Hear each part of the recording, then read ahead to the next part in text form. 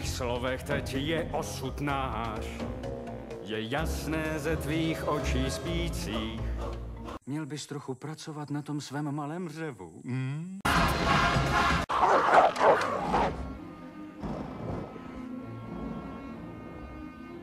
Ano, Skare? Kde je tvá lovecká družina? Proč neplní svou povinnost? Není už co lovit. Stáda odešla jinam. Ne, stačí jen dobře hledat. Je po všem. Nic tu nezůstalo. Máme jen jednu možnost.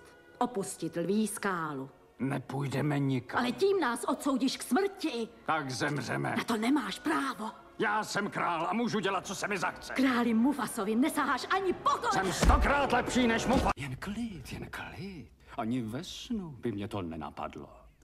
Škoda, proč ne? No, pokud jde o rozum, mohl bych ho rozdávat, ale bohužel lví silou mě matka příroda moc neobdařila.